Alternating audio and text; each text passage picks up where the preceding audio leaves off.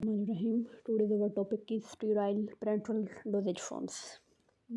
Injections, parenteral administrations, ये सारी हमारे पास आज का टॉपिक है। Injection basically sterile pyrogen free bacterial endotoxin units limit होती हैं जिनको हमने पेरेंटली एडमिनिस्टर करना होता है। Pyrogen bacterial endotoxins are organic metabolic products shed from gram-negative bacteria which can cause fever and hypotension in patients when they are in excessive amounts in IV injections। जो हमारे पास पैरोजन जो बैक्टीरियल एंडोटॉक्सिन्स होते हैं ये हमारे पास ऑर्गेनिक मेटाबॉलिक प्रोडक्ट्स हैं जो हमारे पास ग्राम नेगेटिव बैक्टीरिया से शेड ऑफ हुई होती हैं जो कि हमारे फीवर हाइपोटेंशन वगैरह पेशेंट्स के अंदर काज कर सकता है जब हम इसको एक्सेसिव अमाउंट में आईवी इंजेक्शन के थ्रू दे दें तब। इंट्रोडक्शन की बात करें तो जो टर्म है हमारे पास ये ग्रीक वर्ड से ड्राइव हुई है। पैरा मतलब बी साइड एंड इंटीरोन मतलब इंटेस्टाइन। पेरेंटल और स्टीराइल सॉल्यूशंस और suspension of drug in aqueous और oily vehicle that are given by other than oral route. Parenteral हमारे पास स्टीराइल सॉल्यूशन सस्पेंशन ड्रग्स की होती हैं एक्वस या ऑयली व्हीकल्स इसके अंदर होते हैं और इनको हम ओरल रूट्स के अलावा दूसरे रूट्स में दे सकते हैं। Parenteral drugs are administered directly into veins, muscles, under skin, or more specialized tissues such as spinal cord by means of syringe and needles। Parenteral administration को हमने syringes या needles की हेल्प से वेंस में, muscles में, skin में, specialised tissue में, spinal cord वगैरह में एडमिनिस्टर कर सकते हैं। Term parenteral use for any drug fluid whose delivery does not utilise the alimentary canal for entering into the body tissue. अगर हम इसकी हिस्ट्री की बात करें तो हमारे पास सबसे पहला जो इंजेक्शन था वो 1874 में एडिनम ने अपेयर किया था। मॉर्फिन हाइपोडर्मिक मॉर्फिन सॉल्यूशन था। उसके बाद ब्रिटिश फार्माकोपिया ने इसको जो है ना पब्लिश किया national formally United states NF में ये पब्लिश हुआ 1888 में। और आजकल hundreds of drugs parental administration की फॉर्म में अवेलेबल है। अगर हम इसके एडवांटेजेस की बात करें तो ये हमारे पास उन पेशेंट्स के लिए यूज़फुल है जो ड्रग्स को ओरली नहीं ले सकते। इसका ऑनसेट ऑफ एक्शन रैपिड है, ये इमरजेंसी सिचुएशंस में यूज़फुल है, ये हमारे पास sustain drug delivery system provide करता है। इसका जो है ना फर्स्ट पास मेटाबॉलिज्म नहीं होता। हम इन इंजेक्शंस को डायरेक्टली टिश्यू में भी इंजेक्ट कर सकते हैं। ये हमारे पास फ्लूइड्स, इलेक्ट्रोलाइट्स, न्यूट्रिएंट्स वगैरह को डिलीवर करने के लिए यूज़फुल होते हैं। ये हमारे पास हॉस्पिटल्स में, एम्बुलेटरी इन्फ्यूजन सेंटर्स में, होम हेल्थ केयर सेंटर्स वगैरह में दिए जाते हैं। इसकी बायोअवेलेबिलिटी कंप्लीट होती है, 100% बायोअवेलेबल होते हैं। इसके अगर डिसएडवांटेजेस की बात करें तो हमारे पास ये पेन काज करते हैं इंजेक्शन की साइड पे। इसके अलावा हमारे पास साइकिक पेन भी होता है और रियल पेन भी होता है।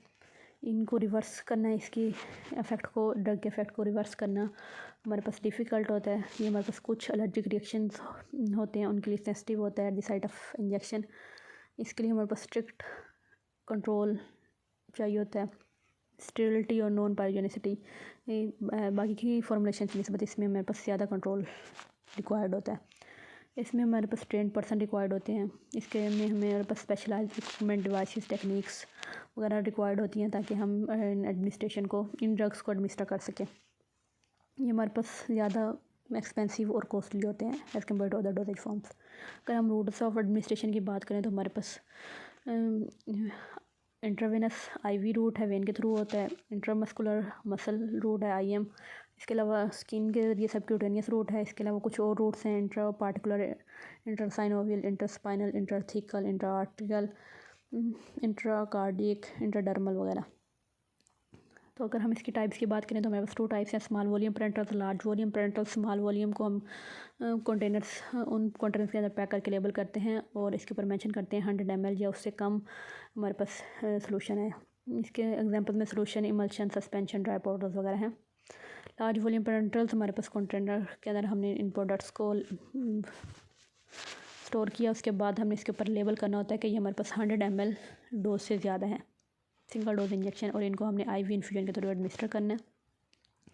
इनको ब्लड स्ट्रीम में, बॉडी कैविटीज़ में, सर्जिकल एरिया में, पेरिटोनियल डायलिसिस वगैरह में हम इनको एडमिनिस्टर करते हैं। ये हमारे पास स्टीराइल और नॉन पायरोजेनिक होनी चाहिए और पार्टिकुलर मैटर से फ्री होने चाहिए। अगर हम लार्ज वॉल्यूम पेरेंटल्स की बात करें तो इसके आगे फर्दर कुछ टाइप्स हैं: electrolytes, carbohydrates, nutritional solutions, total parenteral nutrition, intravenous admixture, peritoneal dialysis fluid, irrigating solutions.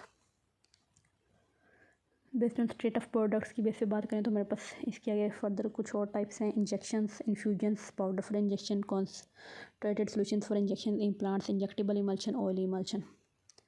तो इन इंजेक्शंस जो होते हैं वो स्टेराइल सॉल्यूशन होते हैं जिनको हमने एक्टिव इंग्रेडिएंट्स के अंदर डिसॉल्व करना होता है या दूसरे सब्सटेंसेस के अंदर। वाटर फॉर इंजेक्शन या नॉन एक्वस बेसिस वगैरह के लिए सूटेबल होते हैं, या उन दोनों के लिए हमारे पास सूटेबल होते हैं। इनको हमने डिस्पर्स करने से पहले शेक करना होता है ताकि इसके जो अगर सेडिमेंट्स वगैरह को शो हो रहे हैं तो वो डिस्पर्स हो जाएं और फिर हम इसको एडमिनिस्टर कर लें। ये सस्पेंशन हमारे पास जो है ना स्टेबल रहती हैं जब हमने इनको डिलीवर करना होता है, क्योंकि ये हमारे पास होमोजेनियस डोज की फॉर्म में होती हैं। इन्फ्यूजन हमारे पास पेरेंटल प्रिपरेशन होती हैं जो sterile aqueous solutions with water के साथ होती हैं। ये कंटिन्यूस फेज होती है। ये हमारे पास बैक्टीरियल एंडोटॉक्सिन से फ्री होती हैं, पैथोजन फ्री होती हैं। इनके अंदर कोई एंटीमाइक्रोबियल प्रिजर्वेटिव्स नहीं होते। पाउडर फॉर इंजेक्शंस, ये स्टीराइल सॉलिड कंपाउंड्स होते हैं जिनको हमने डिस्ट्रीब्यूट करना होता है फाइनल वॉल्यूम्स में वाइल जो कंटेनर फॉर्म में जिसको हमने शेक करना होता है। ये हमारे पास क्लियर पार्टिकल फ्री सॉल्यूशन की फॉर्म में होता है। कॉन्सनट्रेटेड सॉल्यूशंस फॉर इंजेक्शंस, ये हमारे पास कॉन्सनट्रेटेड सॉल्यूशंस डाइल्यूट किए होते हैं वाटर के साथ, वाटर फॉर इंजेक्शन के साथ before they are administered through injection और थ्रू इंटरवेनस इन्फ्यूजन। इनको हम इंजेक्शन या आईवी इन्फ्यूजन के थ्रू पहले इनको हम डाइल्यूट करते हैं वाटर फॉर इंजेक्शन के साथ। इम्प्लांट्स, ये हमारे पास सॉलिड स्टीराइल प्रिपरेशंस हैं। ये हमारे पास टिश्यूज़ के अंदर इम्प्लांट की जाती हैं ताकि ये अपने एक्टिव इंग्रेडिएंट्स को लॉन्गर पीरियड्स के लिए रिलीज़ कर सकें। ये हमारे पास स्टीराइल कंटेनर्स के अंदर स्टोर की जाती हैं इंडिविजुअली। नेक्स्ट है हमारे पास इंजेक्टेबल इमल्शन। ये हमारे पास लिक्विड प्रिपरेशन है जिसके अंदर ड्रग सब्सटेंसेस को डिसॉल्व किया जाता है, डिस्पर्स किया जाता है सूटेबल इमल्शन मीडियम में। और ये हमारे पास जो है ना एसेंशियल फैटी एसिड्स और विटामिन वगैरह प्रोवाइड करते हैं। ऑयल इंजेक्शंस, ये हमारे पास parenteral controlled release dosage forms होती हैं। नेक्स्ट हमारे पास जनरल रिक्वायरमेंट्स फॉर पेरेंटल्स है: स्टेरिलिटी है, फ्री फ्रॉम पायरोजेंस है, फ्री फ्रॉम पार्टिकुलेट मैटर्स है, आइसोटोनिसिटी है, स्पेसिफिक ग्रेविटी है, केमिकल प्योरिटी है, स्टेबिलिटी है। तो ये हमारे पास कुछ रिक्वायरमेंट्स हैं पेरेंटल्स की। अगर रूट्स ऑफ एडमिनिस्ट्रेशन की बात करें तो हमारे पास इंट्राआर्टिकुलर, इंट्रासाइनोवियल, इंट्रास्पाइनल, इंट्राथिकल, इंट्राकार्डियक, इंटरमस्कुलर, इंटरडर्मल, इंटरसबक्यूटेनियस वगैरह ये सारे रूट्स हैं। इंट्राआर्टिकुलर जो हमारे पास जॉइंट्स में दिए जाते हैं, इंटरसाइनोवियल जो जॉइंट फ्लूइड एरिया में दिए जाते हैं, इंटरस्पाइनल स्पाइनल कॉलम में दिए जाते हैं, इंटरथिकल स्पाइनल फ्लूइड में दिए जाते हैं, इंट्राआर्टियल आर्टरीज में इंजेक्ट किए जाते हैं, इंट्राकार्डियक हार्ट में इंजेक्ट किए जाते हैं, इंटरवेनस वेन में, इंटरमस्कुलर मसल्स में, इंटरडर्मल स्किन में, इन सबक्यूटेनियस जो है ना अंडर स्किन इंजेक्ट किए जाते हैं। तो ये हमारे पास एनाटॉमी ऑफ स्किन है। ये सबसे ऊपर वाली लेयर एपिडर्मिस है, उसके बाद डर्मिस है, उसके बाद सबक्यूटेनियस टिश्यू है, फिर मसल विद वेन है। तो हमें जो इंटरमस्कुलर होते हैं वो मसल्स में लगाने होते हैं, सबक्यूटेनियस वो सबक्यूटेनियस टिश्यू के अंदर लगाने होते हैं, और इंटरवेनस जो होते हैं वो हमारे पास वेन के अंदर इंजेक्ट करने होते हैं। इंटरमस्कुलर का एंगल 90 होता है, इंटरवेनस का एंगल हमारे पास 45 होता है। तो हम इनको देखते हैं। Classification on the basis of types of packaging में हमारे पास सिंगल डोज यूनिट आते हैं और मल्टीपल डोज यूनिट आते हैं। फिजिकल स्टेट ऑफ प्रोडक्ट में sterile solutions, sterile suspensions, sterile emulsions, sterile solids. Clinical use की बेस पे हमारे पास solution for irrigation, ophthalmic solution, dialysis solution, diagnostic agents, allergic extracts, implants वगैरह आते हैं। प्रोडक्शन एंड कंट्रोल की बेस पे स्मॉल वॉल्यूम पेरेंटल्स और लार्ज वॉल्यूम पेरेंटल्स आते हैं। इंट्रावेनस की बायोअवेलेबिलिटी 100% होती है। इनको हमने वेन में इंजेक्ट करना होता है, इसके एडवर्स इफेक्ट्स का रिस्क ज़्यादा होता है। इंटरमस्कुलर को हमने मसल्स में करना होता है, अपर आर्म, थाई, मिटो वगैरह के मसल्स में इनको हमें इंजेक्ट करना होता है। इनकी भी अब्जॉर्प्शन रैपिड होती है। इसकी एग्जांपल हमारे पास सेफ्ट्रायोक्सोन है। सबक्यूटेनियस को हमने हाइपोडर्मिक होते हैं, स्लो और कांस्टेंट अब्जॉर्प्शन होती है इनकी, और हमने इनको सबक्यूटेनियस लेयर के अंदर इंजेक्ट करना होता है। इसकी एग्जांपल हमारे पास इंसुलिन है। डर्म स्किन की डर्मस लेयर के अंदर हमें इनको इंजेक्ट करना होता है। इसकी एग्जांपल हमारे पास ट्यूबरक्यूलिन टेस्ट वगैरह के एलर्जी टेस्ट होते हैं, उनको परफॉर्म करने के लिए ये हमारे पास इंजेक्ट किए जाते हैं। आर्टरीज में हमारे पास इंजेक्ट किए जाते हैं। इसकी एग्जांपल हमारे पास वैसोडाइलेटर ड्रग्स हैं। इंट्रासेरिब्रल हमारे पास सेरिब्रम, ब्रेन के सेरिब्रम पोर्शन के अंदर इंजेक्ट किए जाते हैं। इसकी एग्जांपल टेमोजोलोमाइड है। इंट्राथिकल हमारे पास स्पाइनल स्पेस, सबअराकनॉइड स्पेस के अंदर इंजेक्ट किए जाते हैं। ये आप इसकी डायग्राम भी देख सकते हैं। स्पाइनल एस्थेटिक्स डूरा मैटर, तो इसके अंदर ये इंजेक्ट किए जा रहे हैं। इंट्राआर्टिकुलर हमारे पास जॉइंट्स के अंदर जो इन्फ्लेमेटरी जॉइंट्स वगैरह होते हैं, रिमेटॉइड आर्थराइटिस, गाउट, इनको ट्रीट करने के लिए जो इंजेक्ट किए जाते हैं। इसके एग्जांपल लिडोकेन है। एपिड्यूरल हमारे पास एनेस्थेटिक सॉल्यूशंस होते हैं, मेडिसिन होते हैं, और या फिर मेडिसिन होती हैं जिनको एपिड्यूरल स्पेस के अंदर, स्पाइनल कॉर्ड के एपिड्यूरल स्पेस के अंदर हम इनको इंजेक्ट करते हैं। इसके एग्जांपल एपिड्यूरल एनेस्थीसिया है। नेक्स्ट हमारे पास इंट्राओसियस है, जिसको हमने बोन मैरो के अंदर इंजेक्ट करना होता है। वेन की बजाय बोन मैरो के अंदर इंजेक्ट करना होता है। इसकी एग्जांपल सोडियम बाइकार्बोनेट है ड्यूरिंग कार्डियक अरेस्ट। के बाद इंट्रा एल्व्यूलर है, जिसको हमने soft tissues adjacent to the tooth के साथ जो सॉफ्ट टिश्यूज होते हैं उनके साथ अंदर इसको इंट्रोड्यूस करवाना होता है। इसके बाद इंट्राकार्डियल है, जिसको हमने हार्ट के अंदर इंजेक्ट करना होता है। इसके बाद इंट्राओकुलर है, जिसको हमने आइज़ के अंदर इंजेक्ट करना होता है ग्लूकोमा वगैरह में। इंटरलिंगुअल है, जिनको हमने टंग में इंजेक्ट करना होता है। नेक्स्ट हमारे पास इंट्रापेरिटोनियल, जिनको हमने पेरिटोनियल कैविटी जो कि पेट में होती है तो उसके अंदर इंजेक्ट करना होता है। ये पेरिटोनियल डायलिसिस वगैरह को परफॉर्म करने के लिए यूज़ होते हैं। इसके बाद नेक्स्ट है जेट इंजेक्शन सोल्यूशन की फॉर्म में, हमने जेट की फॉर्म में हाई प्रेशर के ज़रिए इसको इंजेक्ट करना होता है। तो ये आप इसके निडल वगैरह भी देख सकते हैं। इसके लिए कोई निडल की खास ज़रूरत नहीं होती, जेट की फॉर्म में इसके इंजेक्ट होता है। तो ये आप डायग्राम देख सकते हैं। नेक्स्ट हमारे पास ऑफिशियल टाइप्स ऑफ इंजेक्शंस, ये इंपॉर्टेंट क्वेश्चन पूछा जाता है। ये हमारे पास टोटल 5 टाइप्स हैं यूएसपी के according. Injection for injection, injectable emulsion, injectable suspension, for injectable suspension. जो इंजेक्शन होते हैं वो हमारे पास लिक्विड प्रिपरेशन होती हैं ड्रग सब्सटेंसेस की या सॉल्यूशंस की। इसके एग्जांपल हमारे पास इंसुलिन इंजेक्शन यूएसपी है। जो हमारे पास फॉर इंजेक्शन होते हैं वो ड्राई सॉलिड्स होती हैं, जिनके अंदर हमने सूटेबल व्हीकल्स ऐड करने होते हैं, जिसके नतीजे में हमारे पास सॉल्यूशंस बनते हैं। इसके एग्जांपल हमारे पास सिफोरोक्साइन फॉर इंजेक्शन यूएसपी है। नेक्स्ट हमारे पास इंजेक्टिबल इमल्शन, ये हमारे पास liquid preparation of drug substances होती हैं जो कि डिजोल्व हो जाती हैं या डिस्पर्स हो जाती हैं सूटेबल इमल्शन मीडियम के अंदर। इसके एग्जांपल हमारे पास है प्रोपोफॉल यूएसपी। इंजेक्टिबल सस्पेंशन हमारे पास लिक्विड प्रिपरेशन या of solid suspended in suitable liquid medium. Solid जो हमारे पास सूटेबल लिक्विड मीडियम के अंदर सस्पेंड हो जाता है तो वो हमारे पास जो लिक्विड प्रिपरेशन होती हैं वो इंजेक्टिबल सस्पेंशन होती हैं। इसके एग्जांपल है हमारे पास methyl prednisolone acetate suspension USP. For injectable suspension हमारे पास ड्राई सॉलिड्स होते हैं, जिसके अंदर हमने सूटेबल व्हीकल्स को ऐड करना होता है, जिसकी जो हमें जो है ना confirming analysis respect of requirement for injectable suspension की यील्ड प्रोवाइड करता है। इसकी एग्जांपल हमारे पास imipenem and cilastatin for injectable suspension है। नेक्स्ट हमारे पास एसेंशियल रिक्वायरमेंट फॉर फॉर्मुलेशन में व्हीकल्स हैं, एडिटिव्स हैं।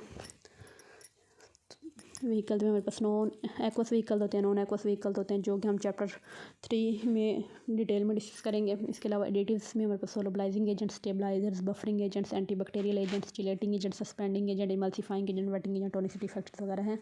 तो ये हमने पहले भी डिस्कस किए हैं, इनको फिर से हम देखेंगे।